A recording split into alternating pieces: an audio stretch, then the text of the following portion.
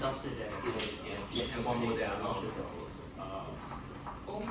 Okay, alright, I think we can probably start. So, welcome back everyone. Today we have Alec who will be telling us about reflection groups and Coxeter groups. Take it away. Okay, so I'm going to start by defining what a reflection is, and this construction will be pretty standard, something you've seen before, if not exactly as I write it, then similar. And this will be based on section 1.1 of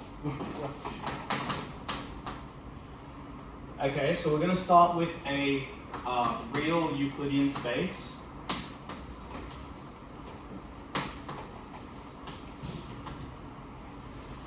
V. And we're going to equip it with some inner product.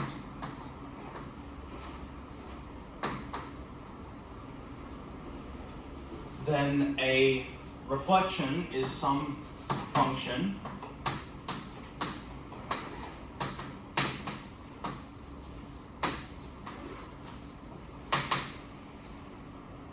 if it sends some vector alpha to negative alpha and fixes the hyperplane.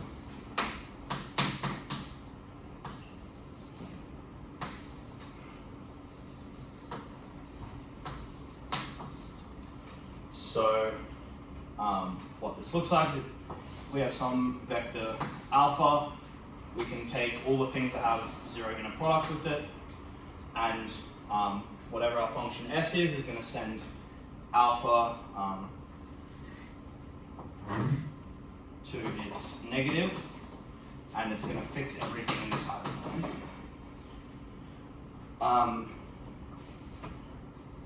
And so this formula kind of depends on what alpha is, so often we'll write S alpha. And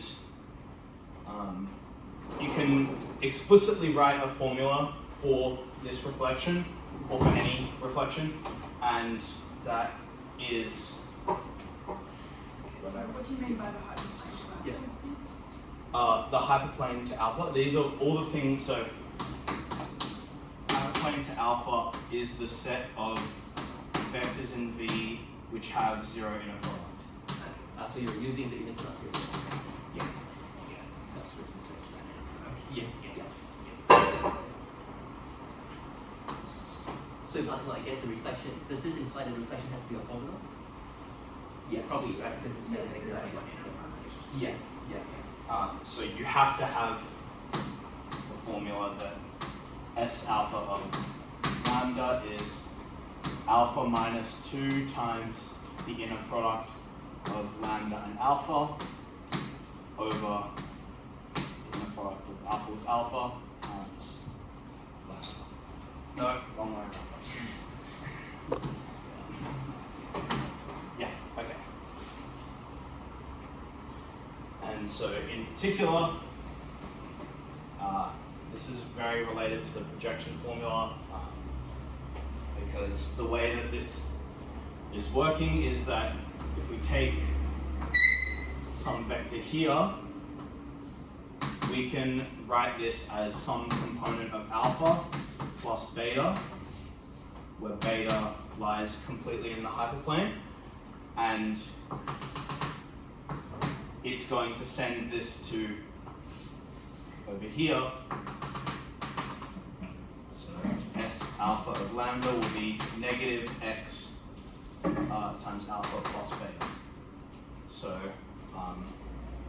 our space V decomposes as alpha directs on this hyperplane, which is why we can write this splitting, and it'll take the alpha component, flip it, and keep the beta component the same. So this formula, just as a quick check, it must send alpha to its negative, so let's check that. Alpha minus 2 in the product of alpha and alpha on. And this is just alpha minus 2 alpha, so that's good. And if we take something in the hyperplane, then it's going to have 0 inner product, so it's just going to be lambda minus, and then this whole thing will vanish. So it's just It's fixing plotwise. yeah. Okay, so these are orthogonal transpositions. You can check that the inner product of S alpha lambda and S alpha mu is the same as the inner product of lambda and mu. So this, we can think of S alpha as being an element in the group of orthogonal transformations on the vector space V. In particular, it's one where it squares to 1. If you reflect across the same hyperplane twice, it should be the identity.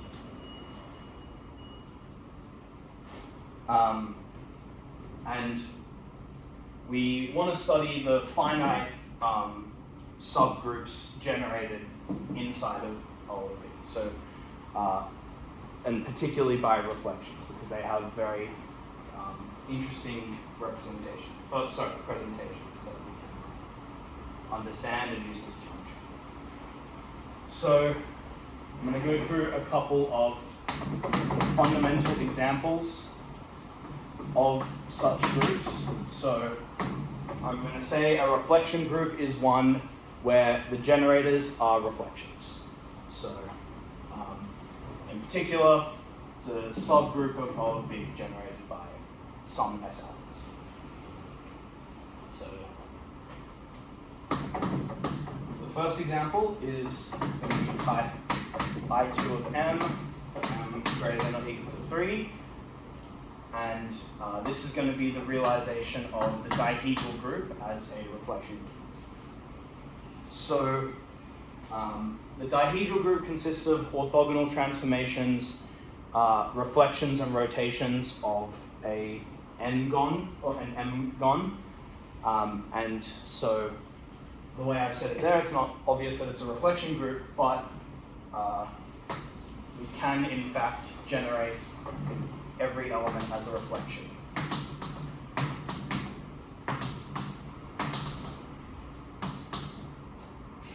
So all of the reflections across these lines that I've drawn are going to be reflections, so that's good. But we also have rotations in our group, and so we need some way to define these rotations in terms of reflections. And if we take here, and I'm going to mark points so we can more easily keep track of them. And if we look at the reflection here, so that's hyperplane with some respect to some beta, and then this reflection, and I reflect by beta first, so I'm applying S beta, then it's going to fix 1 and 4, it's going to flip 2 and 6, and 3 and 5, and then now I want to reflect across H gamma, so I'll apply S gamma, and this will flip all these pairs of points. And notice now that this is a rotation of clockwise of 60 degrees. And if we do the opposite way, we'll get the opposite rotation. So if you take two reflections which are like half a rotation apart, then you'll get the rotation, depending on which order you take, you get that. So the generators for this group are all these reflections. So it's a reflection group in particular. In fact, rotations form a subgroup of index 2. And you can also check if you want that reflections form a single conjugacy class if m is even. Sorry, if m is odd, otherwise they form 2 if m is even. Okay, so that's the first example. The second, also any questions so far? No? Okay, great. Stop me at any point if you wish. So the next is going to be an minus 1 for n greater than or equal to 2. And this is going to be the realization of Sn as a reflection group. So we can consider the symmetric group as a subset of orthogonal matrices. We can think of Sn acting on a space via permutation matrices, and these are going to be our reflections. So I'm going to define this acting on the vector v1 to vi plus 1 to n as, so it's going to flip these two.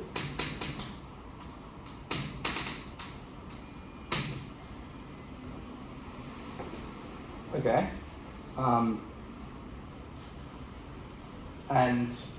so this, as I've written it, is not a reflection because it needs to send things to its negative. But if we consider the generators EI, which are just in the ith position, and we look at EI minus EI plus 1,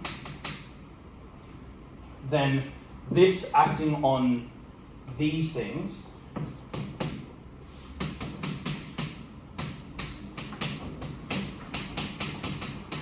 this is going to send this to EI plus 1 minus EI, which is negative of that.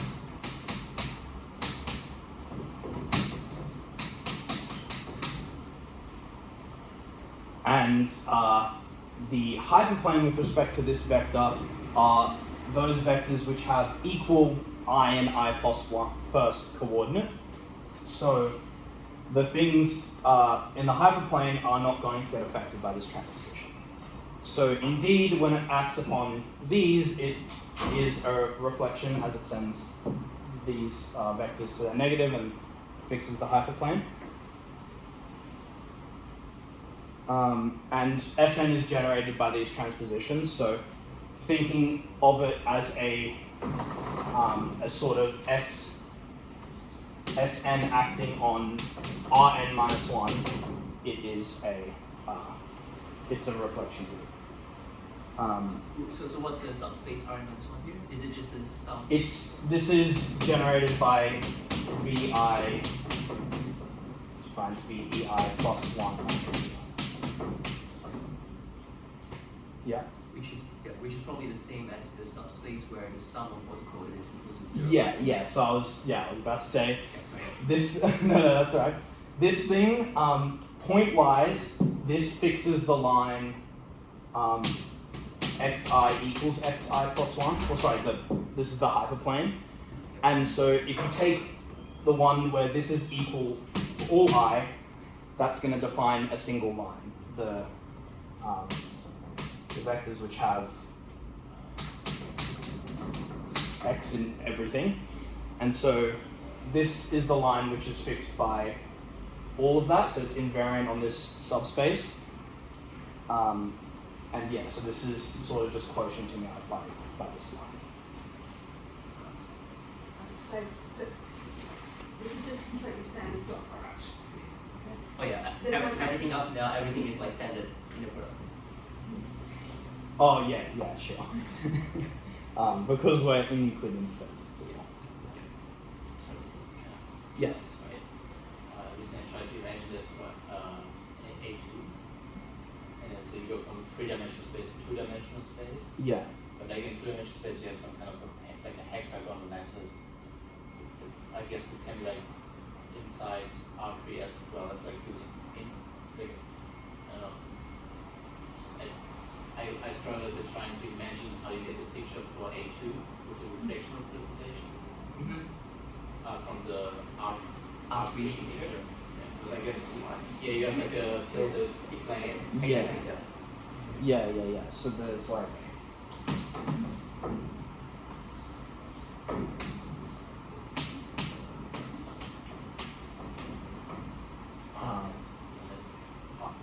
Can you draw the line or the or like the two-dimensional subspace? It might be easier to somehow like draw the two-dimensional picture, and then just write down what the hyperplanes are, right? Because if you think about the triangle, so okay, so if you like to think about A2, that is I23, right? So that's the same thing as like the isometry of the triangle, which has exactly 3 reflections, right? And then yeah, and my claim is that the 3 lines that you're drawing on the triangles is given exactly by the hyperplane where x1 equals x2, and x2 equals x3, and x1 equals x3. In this subspace, you're just intersecting those three hyperplanes with the hyperplane where x1 plus x2 plus x3 equals 0, and then you'll get to the vector.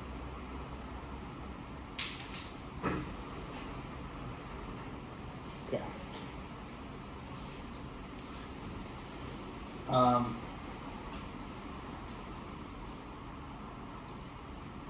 And then, I don't know, at this point in the notes, he mentions that if you have some action that fixes only the origin, we call that an essential.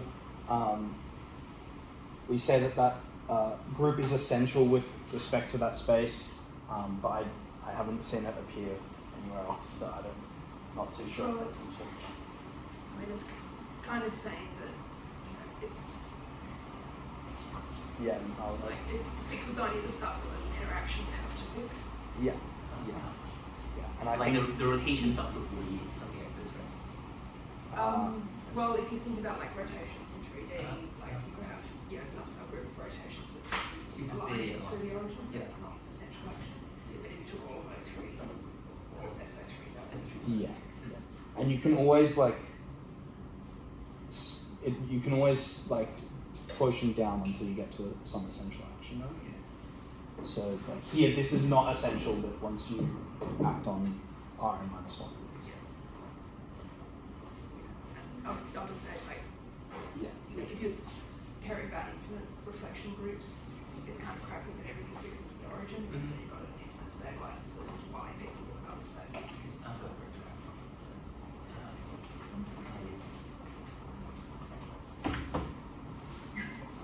So I'm happy if I erase this.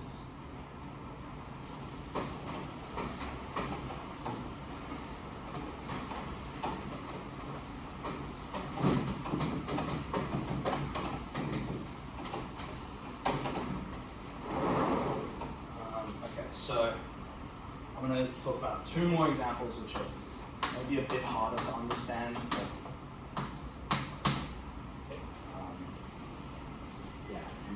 so these I'm going to call the signed symmetric group, or you can think of these as signed permutations. And the way we construct this group is we take the same action as an minus 1, but we also get a group G generated by sign flips. So this is generated by EI mapping to negative EI for all I. And then if we take the free product, the semi-direct product of Sn and G, we get another reflection group. And yeah, these are just signed permutations. So if you know what signed permutation matrices are, this is the group of that.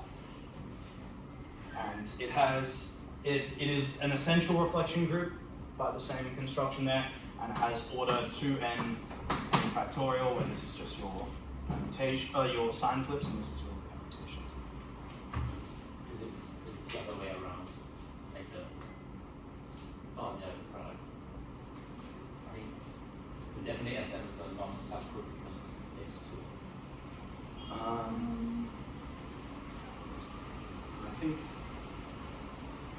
I was confused. The essence acting on the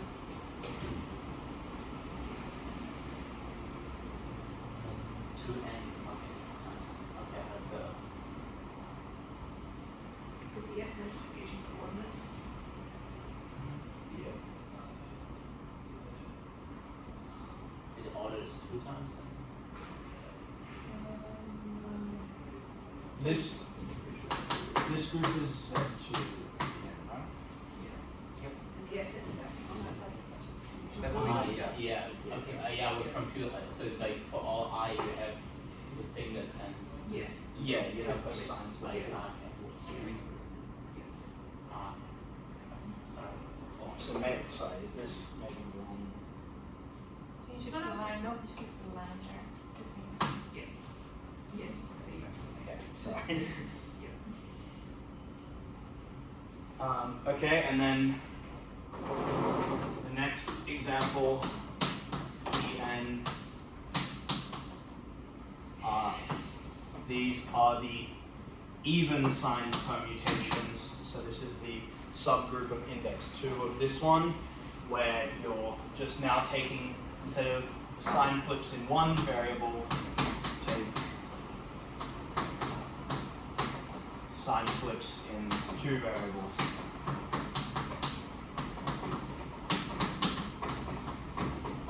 And these are even permutations. So like the beta you can think of as symmetries of an octahedron, so the sign first is definitely so then the essence is which we're branch, which obviously has a minus. Then octahedron is the orphan cube, so across that it has symmetries of cube.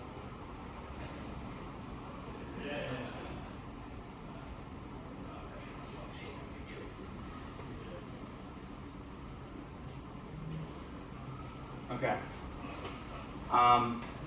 So if you've seen Coxeter groups before, this is like most of them. Most of the finite It was a ones- finite one. So of the finite ones, sorry. Yes.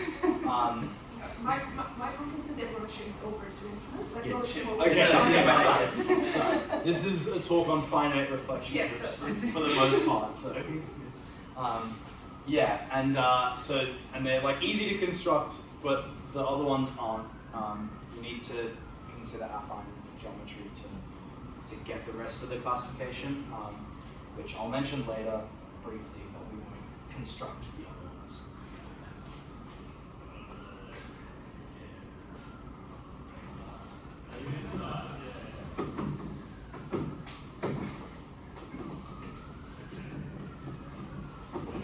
Don't worry, I mentioned something about infinite Yeah, it's Coxeter I'm being groups. So. facetious. Sorry to Yes. in for, can you say again what's the last lines? So it's sending this minus. Yeah, it flips both EI and EJ. So it's, instead of just generated by individual sign flips, it flips 2 at a time. So these are How does like that the additional thing you're adding onto S? so instead here. So this is now the G Yeah. generated by these.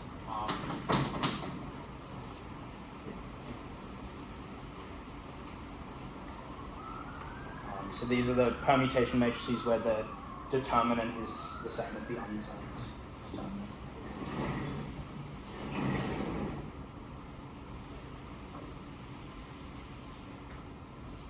Okay.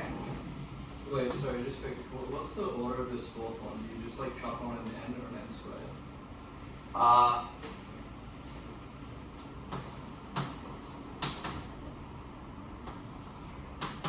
So that seem right?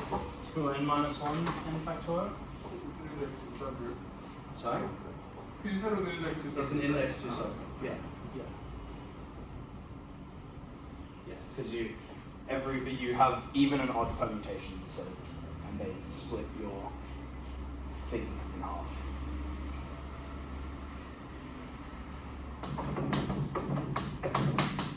Okay, next, we're going to talk about roots within our space. So now we're going to denote W to be a finite reflection group.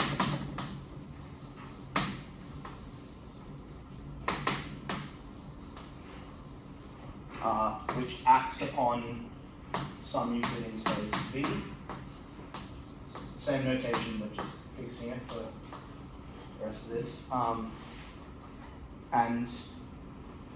believe the notation W comes from the fact that these are from wild groups, right? Yeah, okay. Which I don't know anything about.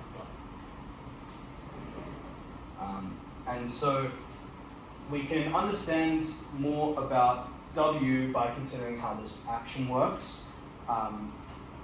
And so remember that for each vector, our W determines some hyperplane H alpha, and so it takes a hyperplane and also a line, which is the span of alpha, right? And so proposition T is some orthogonal element and alpha in V is non-zero, then T S alpha T inverse is the same as S T alpha. So conjugating your reflection is the same as just taking the reflection equivalent. So in particular, W being W implies,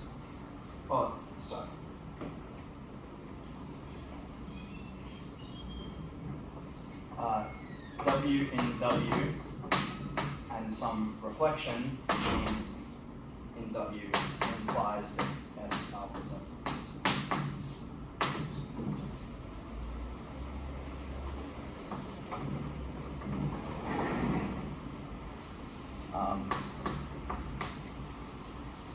So the proof of this is not too odd, so I'll go through it. If we consider the action of T S alpha T inverse on T alpha,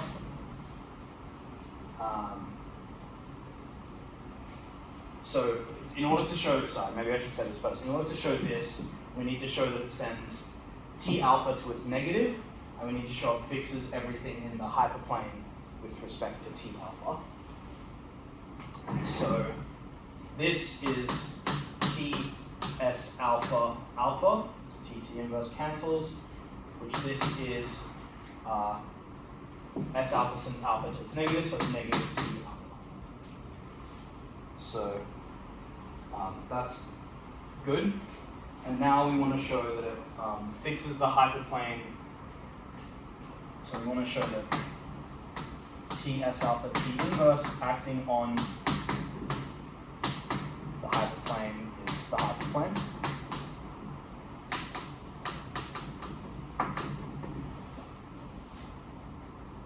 And so notice if we take some vector in our hyperplane with respect to alpha, then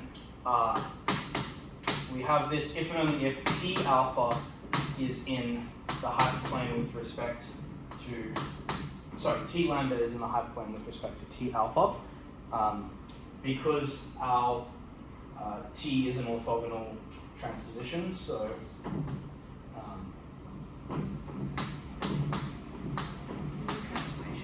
orthogonal transformation, sorry, yeah. So this is the same as T lambda, T alpha. So if this is 0, this has to be 0 as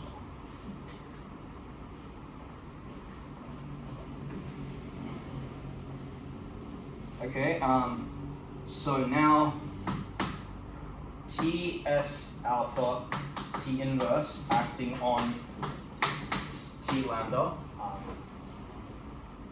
is Ts alpha of lambda, which if lambda is in the hyperplane with respect to alpha, then this equals T lambda, and so T lambda is because of this condition. Sorry, if lambda is in this hyperplane, then T lambda has to be in this one, and so it fixes the corresponding hyperplanes. Like this is an if and only if condition.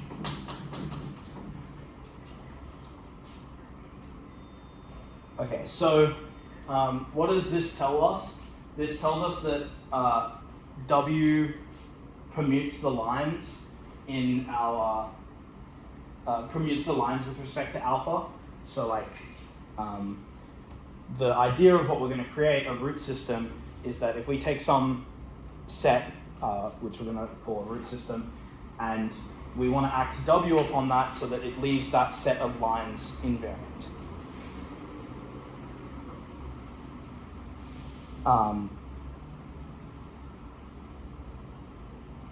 Yeah, so maybe I'll do an example first. Before I define a root system. So if we think about the dihedral group, and I'm going to take the square, then here we have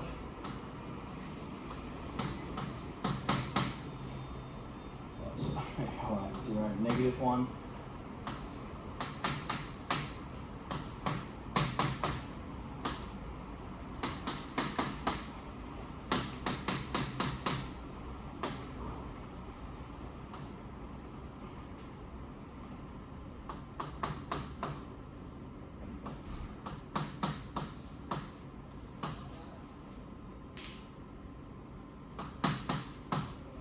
So if we think about the lines which are spanned by each of these alphas, so these 8 lines corresponding to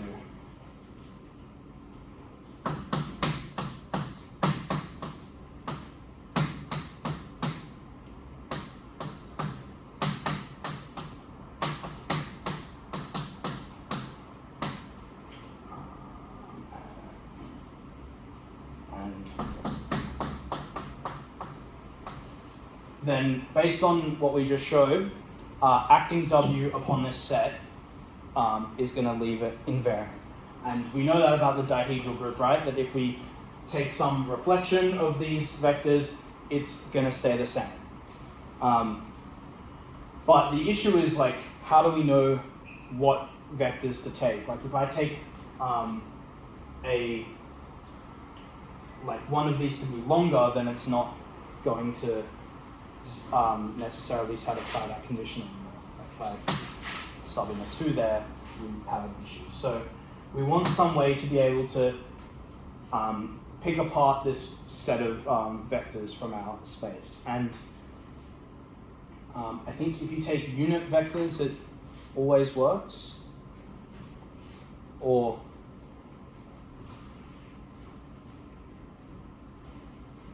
is there orthogonal transformation? Is that going to preserve length? If you're using the approach to extend Yes. this.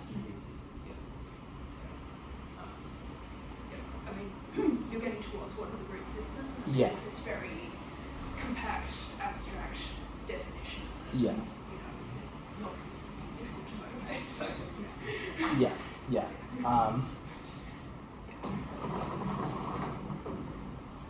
Well, maybe I'll give the definition. Yeah.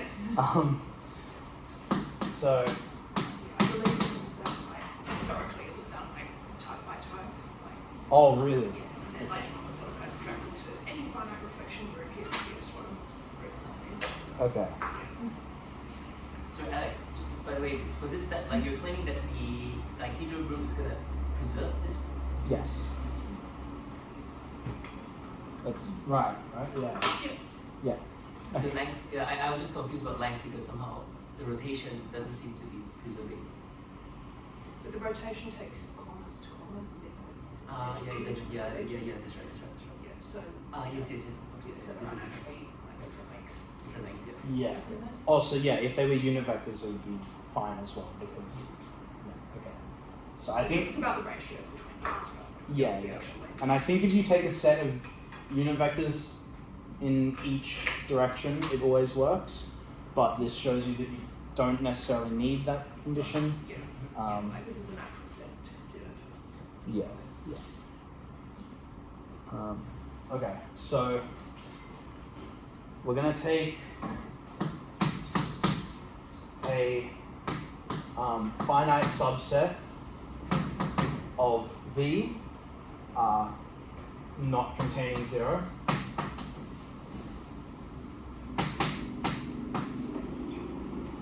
And it needs to satisfy 2 axioms. So the first one is if you intersect it with the span of any vector in your root system, then it should only intersect that at alpha and negative alpha. So you don't want repeated roots for the same line except for the positive and negative ones. And then the second axiom is that we want S alpha acting on this set to be invariant for all alpha in our root system. And then we say that this is the root system, or is a root system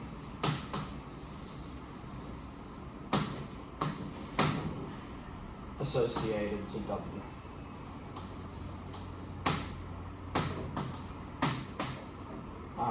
Which W is generated by reflections of these vectors in V.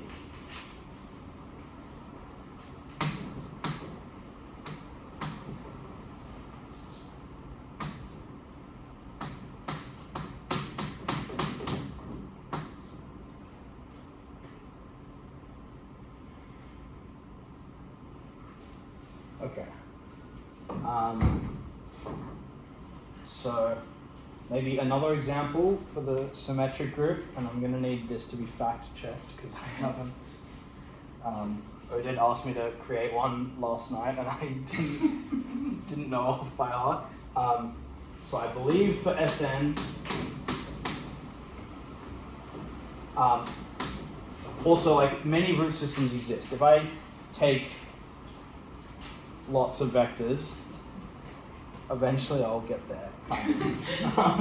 That is the least formal statement I'll say all lecture, but like, yeah, you can add more stuff and like yeah, I guess we could have added more to these if we take the bisectors along there, like, right? Yeah.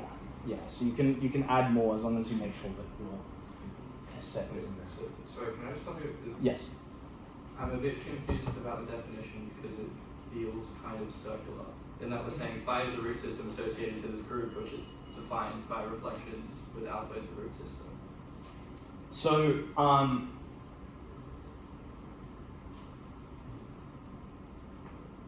wait. It's a root system with Yeah. this roots associated with. Yeah. So this. And then resolves, and then root is generated by. Associated to W when W is defined to be that. Does that fix your? Right. Yeah. Okay. Sure. Sorry. Yeah. That's what So this depends only on your vector space. yeah. Okay. And then you get the group from. You somehow like get a reflection group from the Yes. system. Yeah. Yeah. Do we ever? I don't know if this is jumping forward, but if we just have a Coxeter group, do we end up getting a root system from that as well in like much the same way? Yeah. That's That's what I'm. And I guess you need to say it's non-empty. Or is it doesn't follow for, I mean, just No, if it's Is empty, it? it's probably just the identity group. And it's Yeah. Which the identity depends group on how you do it. is a reflection group, right? So. Yeah. Okay. So no, it doesn't. So using this definition, somehow like I can just, if I just stare at the example up there, I can just take the twice the size of the square, and that will still give me the set of roots, right? Is that correct? Like if you change all these ones to a 2. Or just take both, right? I mean, take all these ones to 2s, and then include you take that set union with 2s. No, because you can only have like one vector for each line in the positive and Yes. negative. Okay, great. Yeah. Okay, I see. For each line, you only. Yeah. So you're like uniquely associating some Yeah. something to each line. I see. And then so I think for Sn, if I take That's right, exactly. Also, like, I don't want to repeat the concept as alpha for the sake of k alpha. Yeah.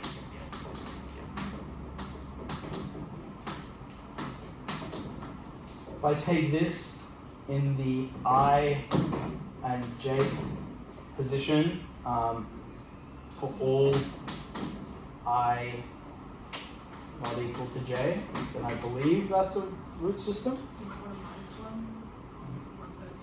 Yeah. Yes. And that's believable. Awesome.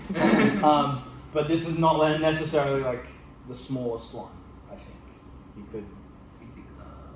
That's the canonical Yeah. one. Oh, that is? Yeah. Oh, awesome. I did a great job. Yes. Perfect. I was just like thinking about what. You've already written it down, like before was the EI minus E. Yeah,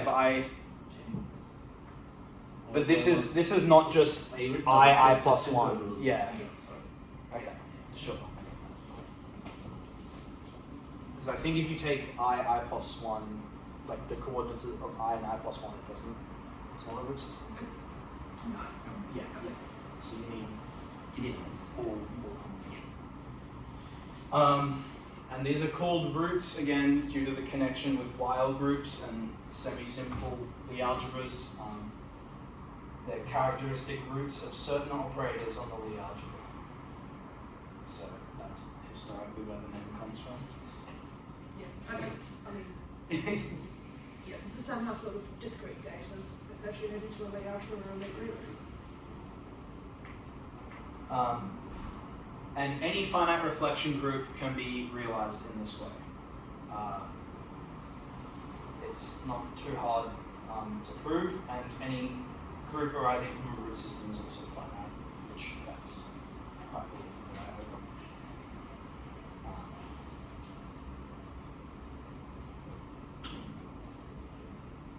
So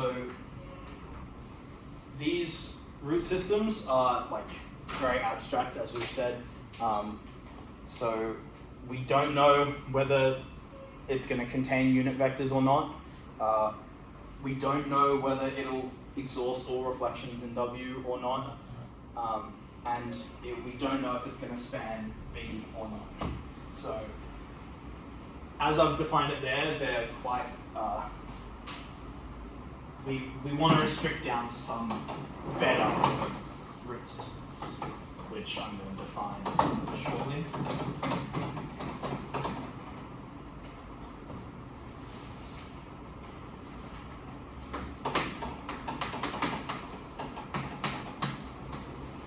Positive and simple root systems.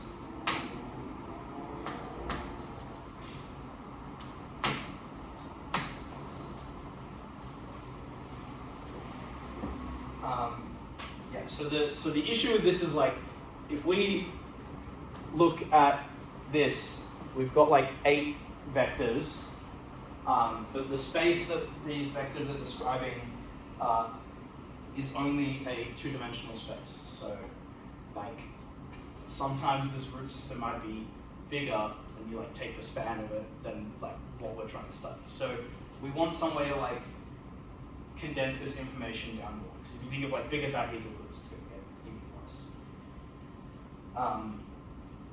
So we want to find some linearly independent subset of this that's going to contain all the information in some sense.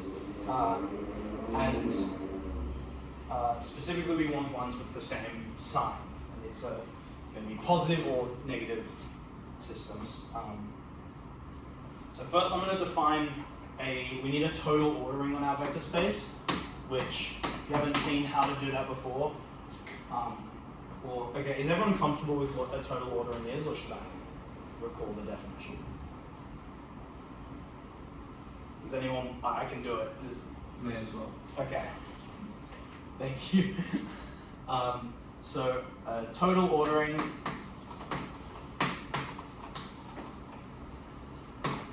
is a transitive relation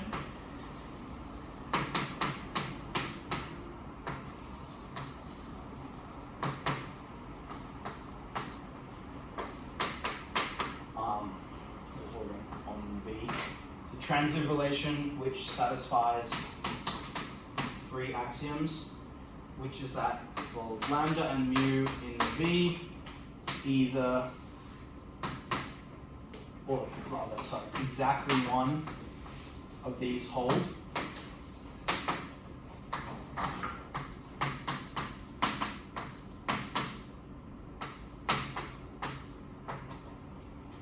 Makes sense. For all lambda, mu in V,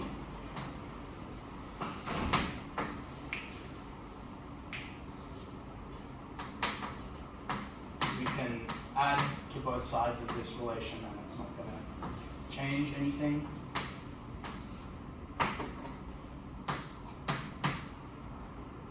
And lastly,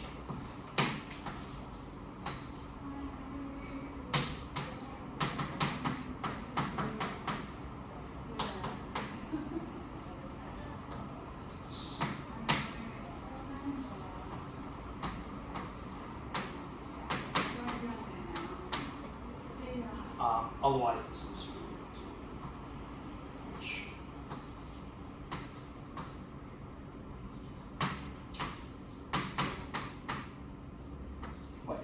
sorry.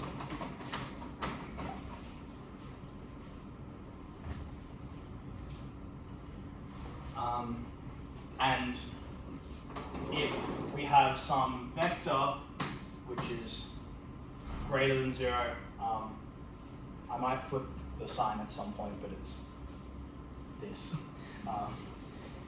Then we say it is positive, and if we take some positive vector and multiply it by some positive constant, it's positive as well, and the sum of positive vectors is positive. So we can construct a total ordering on our vector space. If we choose some arbitrary ordered basis,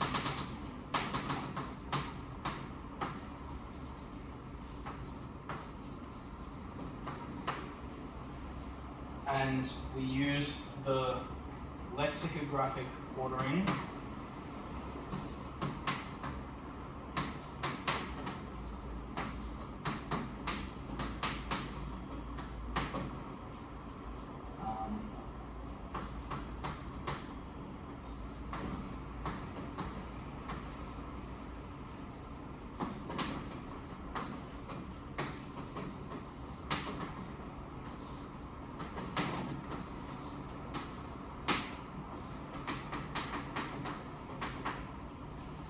so if you look at the smallest index where they don't coincide and the coefficient of this one is bigger than the coefficient of this one, so in terms of your ordered basis, then this, that's what determines your total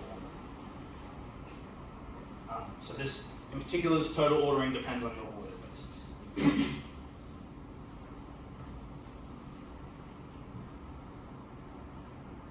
So does the basis have to be positive vectors? Or it's just... Well, you don't know what positive vectors are until you define the total ordering. Right. So, in particular, this implies that all your basic vectors are positive with respect to this term.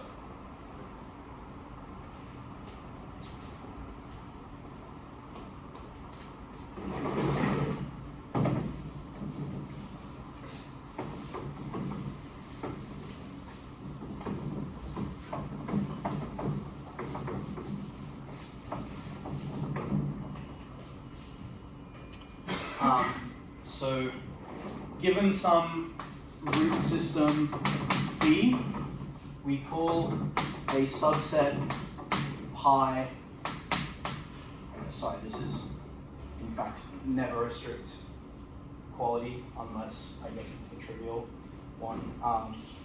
A positive system if they're all positive.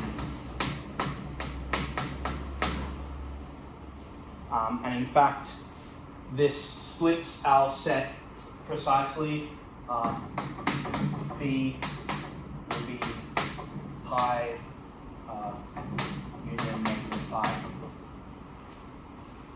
And again, this all depends on your total ordering, depends on your basis. Yeah. And we call this a negative system, but doesn't really matter. Or maybe, I guess, sorry, this is a disjoint.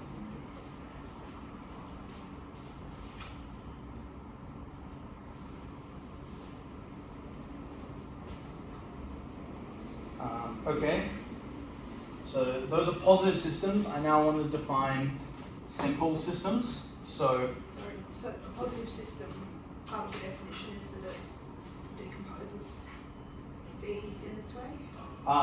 No, this is not part of the definition. This is a consequence. Is that couldn't I just take one positive element? Wait, sorry. Maybe you're taking all the positive elements. Sorry. Yes. It's a positive system if all lambda greater than 0 in phi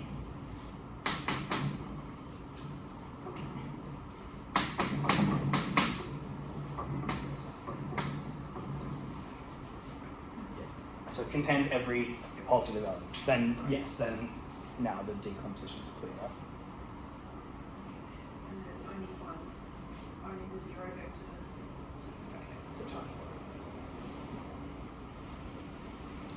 Okay. Now. Your root system doesn't contain zero. That's what I was worried about. Yeah. Okay. If we take some subset delta, we call this a simple system, and as a result, its elements are simple elements if this is a basis for the real span of phi, and if secondly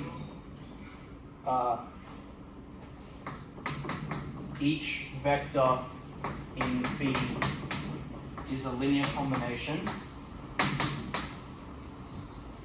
of delta with coefficients all the same sign.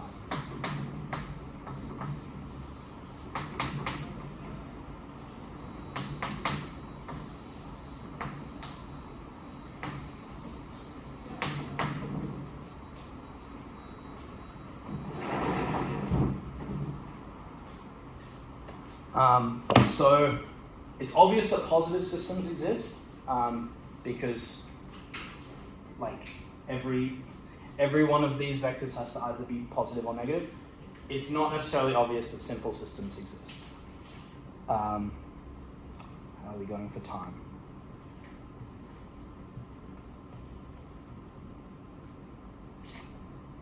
Okay, probably don't have time to prove it, but you can I'll just state the theorem. If you have some simple system, then there's a unique positive system containing it. And if you have a positive system, there is a unique simple system in that positive system, which the important part of that second one is that that implies the existence of a simple system for every positive system. And the proof is, it's not really that amazing. It's sort of just working with the definition of a total ordering and the fact with you take like some minimal linearly independent subset and break it. But one thing you get out of that proof is that if it is a simple system, then the inner product of every pair of elements is not positive.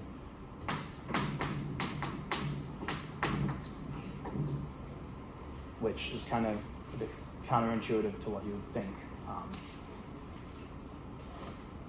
But yeah, again, I don't want to go through the proof. If they are not equal, right? Unequal. But yeah, of course, and if there's seconds. Yeah, if they're not equal, sorry.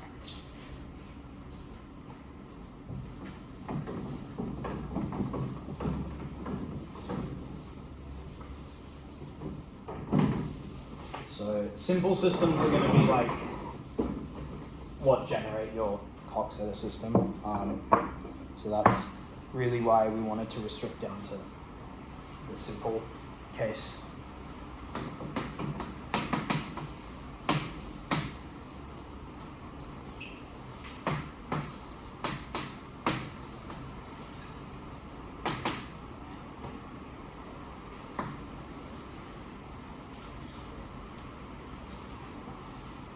Okay, so given S alpha and S beta in our finite reflection group, we say that M of S alpha, S beta, also M of alpha beta,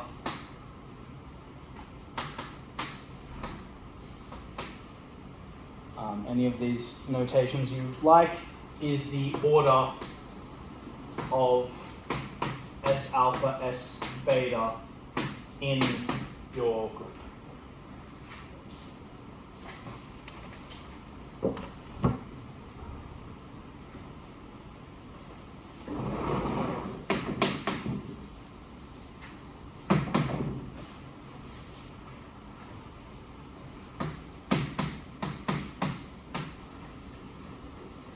And so taking some simple system delta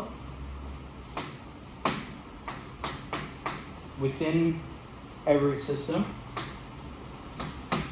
Remember that, or maybe I should say, like I said earlier, we could get any root system from a finite reflection group and the converse. So this is the root system associated to W. Then W is generated by delta, or I guess sorry, this is generated by the set of reflections with respect to delta, subject to the relations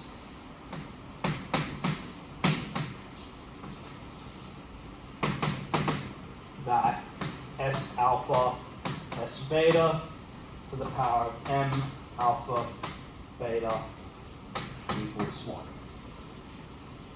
where alpha beta are in. And so this is sort of the classification theorem. And if you want, the proof is in section 1.9. I'm not going to go through it. There's a lot of technical things like the deletion condition that you need to prove this, and it's, yeah, dry.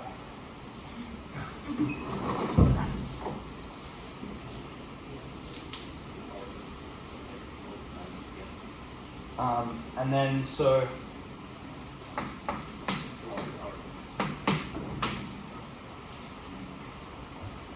any group having such a presentation, yeah. So this like in particular defines a presentation of W.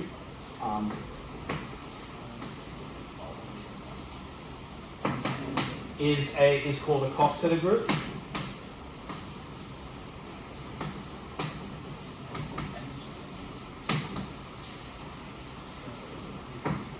And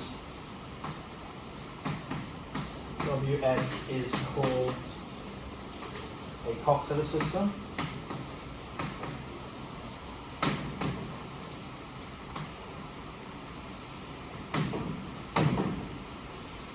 Do you have a problem with this, Anne? Really? So at what point do we know for sure that the group is always going to be finite? So, Yeah. So, I mean, the way you put this is true. A group with this presentation is a Coxeter group has a finiteness as being. yes. So this only captures your finite Coxeter groups.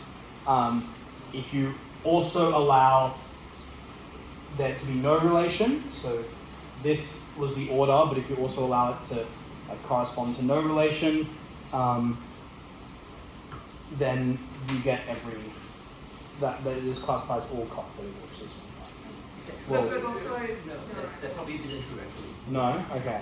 yeah, because you can have, like any Coxeter group has what's sometimes called an abstract root system, Okay. but they do not all act, they do not all act by total reflections usually in space. So, Yeah, one way of thinking about it is like any group generated by reflections all going through the origin has to be finite and has a presentation of this form. But if you just take the presentation, then you get into this stuff. And like so if you just had like three generated and all the labels are free, so that gives you an infinite amount that are generated by FI reflections. So that's it. So those are the reflections of the geometry story. Okay.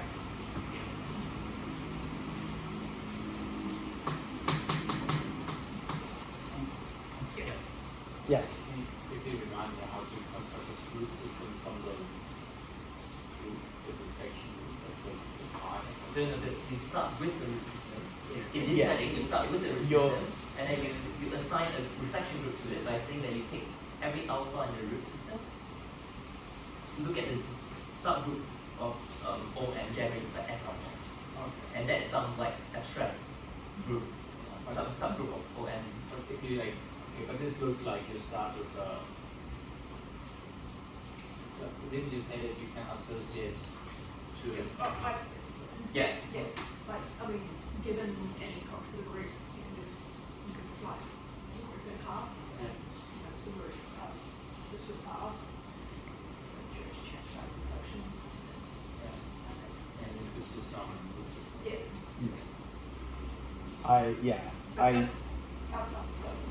Yeah. I didn't want to talk necessarily about how, but like a Coxeter group defines a system and a system defines, a finite reflection group defines a system and a system defines a finite reflection group. So This is very much, root systems which are for reflection groups. Yeah. Okay. yes, In WS, is S like, what does S stand for? Oh yeah, you didn't say what that's. sorry, which So in your definition, W, in your last definition, Yeah, S is set Oh, for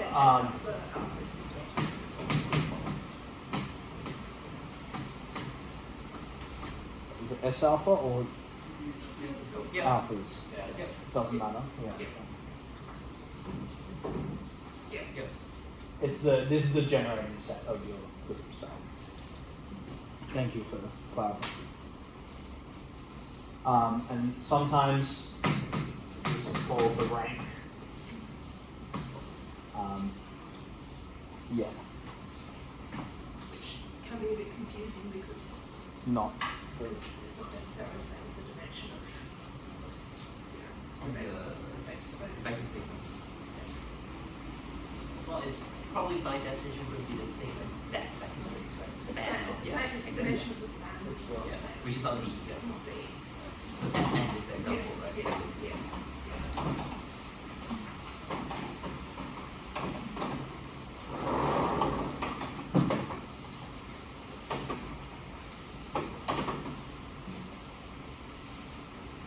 Okay, so this is going to be based off a few sections.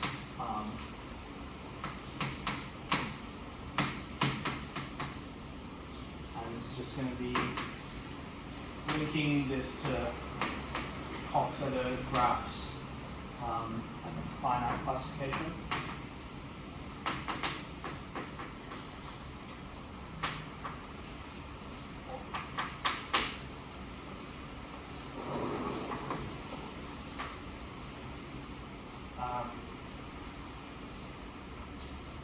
So this presentation over here tells you that the entire group is like defined by these integers up to isomorphism. So really all this information can be encoded combinatorially. And one way to do that is through a graph. So first construct a graph gamma such that its vertex set is in one-to-one correspondence with delta, which is the simple root system, so generating set, or sorry, the reflections corresponding to that of your generating set. And then join alpha not equal to beta if m of alpha beta is at least 3, and label the edge. Oftentimes the 3 edge label is left out because it's a very common one, and so the other thing is that m of alpha beta being 2 is the case if and only if they're not connected in the graph, and m of alpha beta being 1 means they're equal. And this is called the Coxeter graph.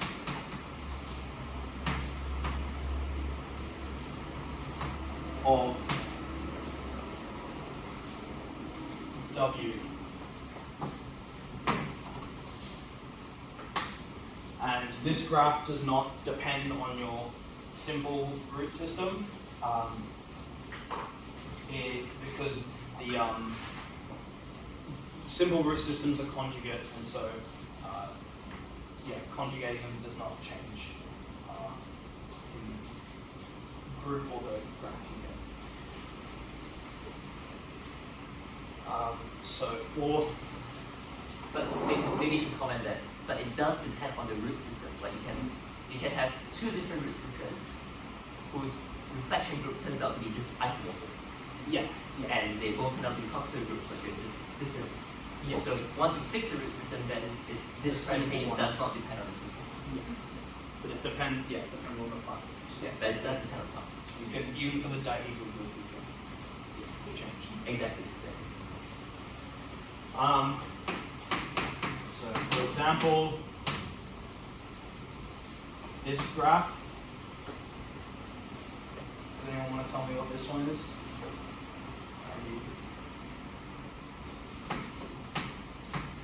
Yep.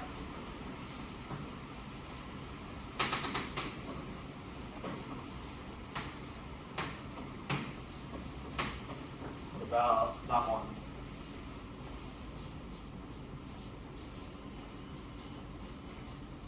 I know you know that.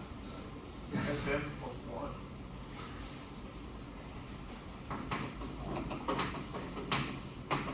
Sn plus 1, and also it's the same if I do that. And we say that a Coxeter group system graph. One of those is irreducible. Coxeter is irreducible if gamma is connected. And the reason why is if you have two graphs that aren't connected, you can just take like the direct sum of those groups and you get another reflection group then. In terms of classification, we want to classify the generating ones, so the irreducible ones.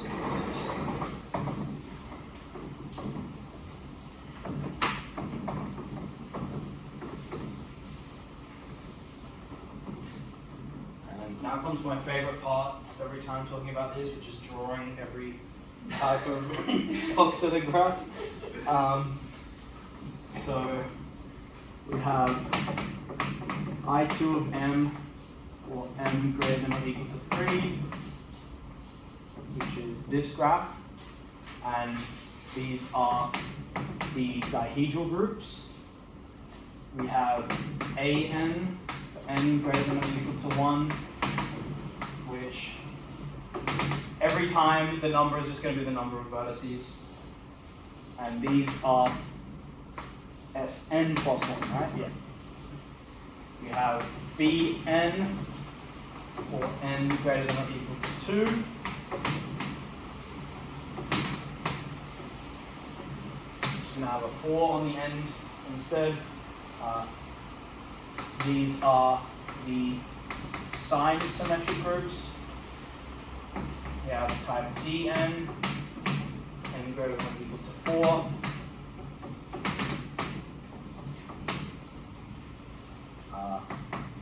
Which these are the even signed symmetric groups.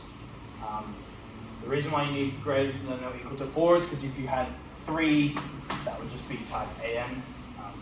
Took me a minute to figure out why, but E6 is going to be that.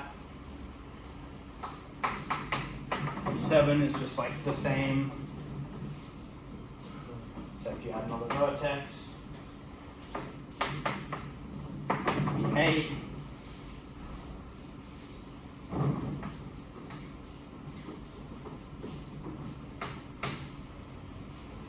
count that? Yes.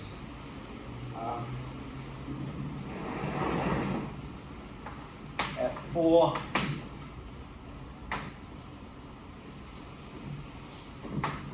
Have a 4 in the middle.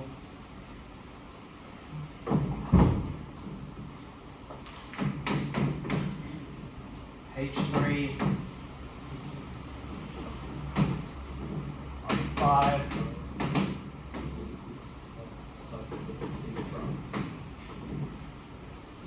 And H4. It's the same, but with one more. And so theorem, a Coxeter group is finite if and only if, or an irreducible Coxeter group is finite if and only if gamma is on the left.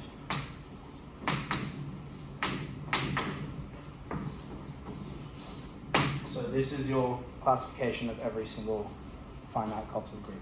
Yes, Max? What's stopping like us from extending E6, E7, E8, E9? That's a great question. I got no idea. E9 is just not finite, I guess. Yeah. that's the not the great answer, but it's Yeah. I like brushed over the section quickly, and like I think the classification of these is you look at like quaternions and I don't know. yeah, like you these are nice, and then these you start, well, I mean, you can classify these by working over regular geometries, and then you start looking at others, and these are the only ones that aren't infinite. That's, yeah.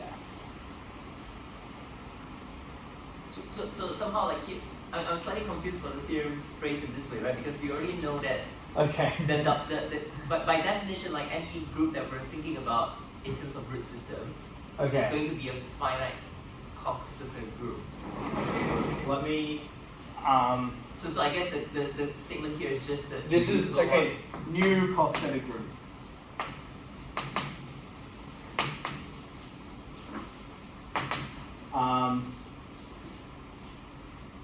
It's something generated by vertices in our graph, such that SISJ to the MIJ is 1, where MIJ is edge label. And sorry, maybe I should write here, we also allow infinity to get infinite Coxeter groups. MIJ is your edge label, MII is 1, and MIJ is 2 if I is not connected to J. So this is a general Coxeter group. In the case that it's finite, it's the same as reflection groups. So, but yeah, if you add in, if you just talk about general Coxeter groups, then yeah, you can have, you know that the classification, they're finite even only if they're of these types. So somehow the flow here is something like we start off with just root system, and then if we assume that our root system has a simple system, then we know that it has to be a Coxeter group, and it also has to be a finite Coxeter group. Yeah, yeah. And this is a separate classification that if we just consider abstract groups defined in this way, Then we then get the this is a same. finite classification. Yeah, and it coincides. And with- coincides with this. Yeah, so as part of, I think as part of this theorem, you have to, or no, as part of a classification theorem of finite reflection groups, you get all these examples, and then it's the same. So somehow for every single Coxeter group abstractly defined this way, we can find a root system and do it. Yep. Yeah, and Max is going to do that. So, Yeah. so we have half of the theorem currently. In some sense, so we know that, like for that theorem, all we have right now is just that the group W associated to a root system with a finite, with a simple system is going to look like one of these.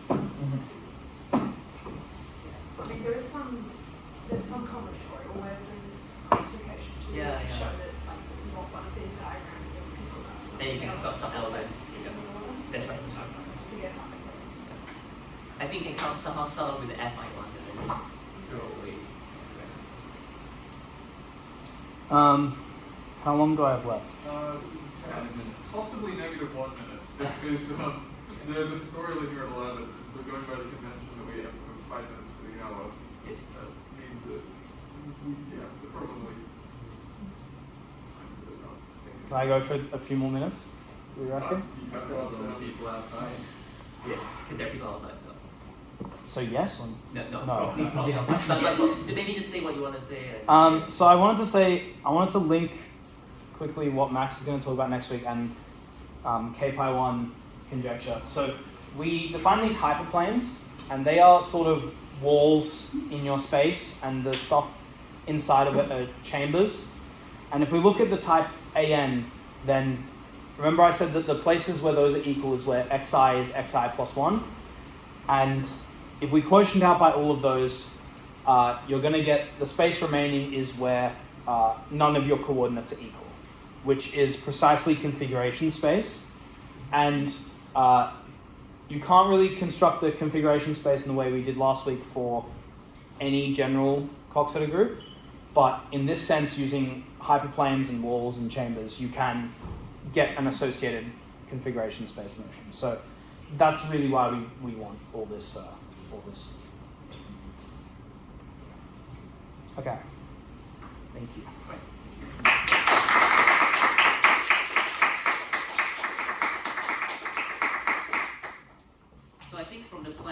we're not starting. You're not sitting